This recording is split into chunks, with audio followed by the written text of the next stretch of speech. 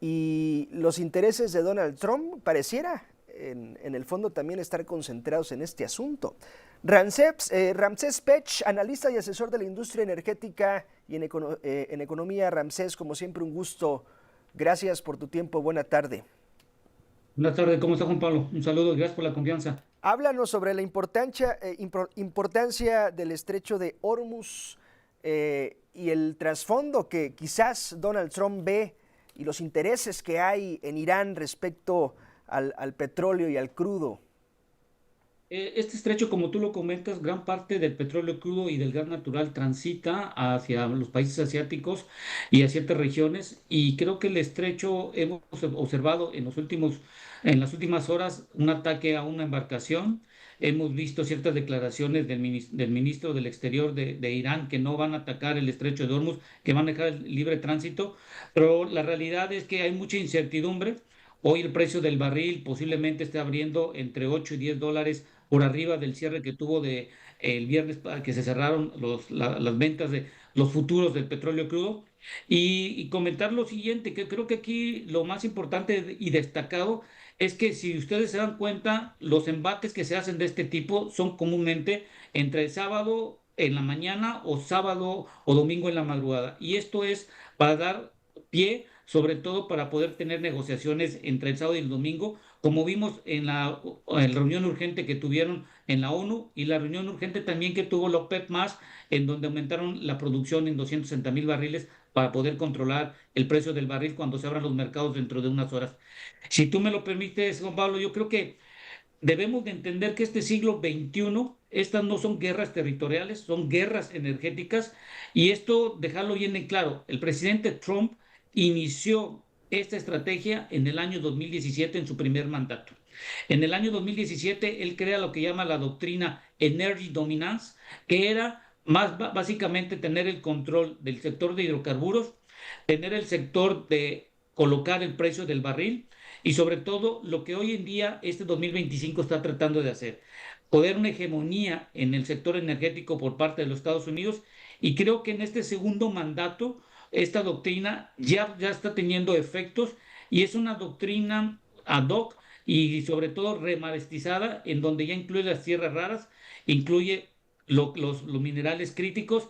Y creo que al presidente Trump le faltó tiempo derivado que se le cruzó la pandemia en el 2020, y con esto creo que ya con lo que estamos observando, esta doctrina va a estar establecida a partir del año 2027 y creo que Estados Unidos va a tener una hegemonía en el sector energético, en el sector militar y muchas veces en la influencia que se está teniendo hoy en día en la parte de los aranceles. En esta intención de tener una hegemonía energética y de tomar este importante territorio y sobre todo este estrecho, ¿qué tanto crees que avanzó Donald Trump al eliminar a Ali Khamenei?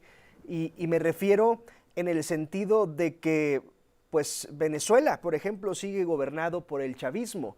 Aquí has eliminado al líder supremo iraní, pero no es una consecuencia automática que Donald Trump tenga ya el poder de esa zona. Sí, pero lo que hay que entender, por ejemplo, Venezuela, ya la semana pasada en una visita que tuvo en un puerto, ya convirtió a Venezuela en un aliado, mostró un barco donde estaba llegando de Venezuela y el petróleo crudo de Venezuela lo van a refinar en Estados Unidos. Estamos esperando que Cuba, posiblemente exista un cambio de régimen y Cuba se convierta en uno de los principales productores de etanol, y las cuatro refinerías que tienen hoy en día pongan en marcha, y en el Mar Caribe y en Centroamérica se convierte en un centro de distribución de combustibles. E Irán, lo importante de aquí es que está mermando sobre todo a China, porque si en el dado caso que el estrecho de Hormuz se cierre, recordemos que China compra más de 1 millón de barriles diarios a Irán por medio de intermediarios, porque sabemos que no lo compra en forma directa, y veremos a un Rusia que va a aprovechar en estos días, si el precio del petróleo sube, para poder venderlo en mayor cantidad y tener una mayor cantidad de flujo de efectivo para su guerra en Ucrania. Creo que aquí Irán, básicamente lo que está haciendo Estados Unidos es colapsar la economía, derivado de que Irán tiene no más de 2.000 misiles hoy en día con todo lo que está llevando hoy en esta en contienda, y ellos producen más o menos 100 misiles por mes. Entonces, creo que lo que está haciendo Estados Unidos es mermar primero a Irán desde el punto de vista bélico, segundo, desde el punto de vista económico, al limitar las exportaciones de petróleo crudo a diferentes países, y con ello vamos a ver un Irán muy mermado y dejar en cambio que Israel se convierte en el último bastión del sector energético en el Medio Oriente, derivado que el estrecho de Hormuz, en el dado caso que se cierre, muchos países del Medio Oriente pueden sacar su gas o su petróleo crudo o los derivados por medio de Israel. De este 20% del petróleo que pasa por el estrecho de Hormuz y que se consume globalmente, ¿hay algún porcentaje que termine por estos lares, partiendo de lo que somos en México hablando de petróleo?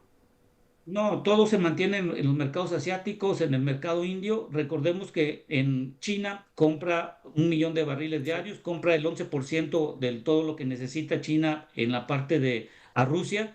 Y hoy en día el que tiene el inconveniente y el que va a sufrir las consecuencias, por ejemplo, estamos viendo un China que no habla mucho en este momento porque sabe que depende mucho del petróleo crudo que proviene del Medio Oriente, derivado de que no produce la cantidad necesaria, tiene que importar y depende lo mismo. Le está pasando lo mismo que en Estados Unidos en 1973 a China, que tiene y depende mucho de las importaciones de petróleo crudo para poder cubrir sus combustibles. Por eso vemos un China que acelera mucho el cambio de transición de carros de combustión eléctricos, y lo vemos en año tras año la cantidad de producciones que tienen hoy en día. Creo que México, uno de los problemas que no estamos entendiendo hoy aquí en México es que la cuestión energética ya cambió. El continente americano va a ser un eje unilateral en donde se va a pretender sacar a China, a Irán, a Rusia del continente americano, y Estados Unidos va a ser parte fundamental de la interrelación comercial que existan con los países. No por eso el 7 de marzo se van a reunir diferentes países del continente americano en Washington, sobre todo para ponerse desde el punto de vista energético y sobre todo establecer las alianzas que tiene Venezuela y posiblemente Cuba en un momento dado, Colombia, Argentina y todos aquellos que tienen en el parte importante fundamental del sector de hidrocarburos. Nos queda un minutito, Ramsés. ¿Tendrá algún interés particular y maquiavélico Donald Trump con México respecto al petróleo? Es decir, ¿le interesará algo de nosotros? Pues sí, que le sigamos comprando. Estados Unidos nos vende gas natural, gas licuado de petróleo, gasolina, diésel y otros derivados que necesitamos hoy en día. Lo vimos en el estado de resultados de Pemex, que la producción no se incrementa, las refinerías están produciendo, pero no la misma cantidad que se requiere. Y creo que en México hay que entender algo. En el siglo XXI todo va a ser cuestión energético, y si no tienes el sustento económico y tecnológico, lo voy a ver muy complicado que no seas un aliado de Estados Unidos. Es la guerra económica que dice Ramsés Pech ha abierto Donald Trump, tanto en Venezuela, Irán y quien quite en unos fines de semana o en unos meses Cuba. Ramsés Pech, un gusto, como siempre, gracias. Gracias, que tenga buen día y cuídate, buen domingo. Gracias, Ramsés Pech, analista y asesor de la industria energética y en economía.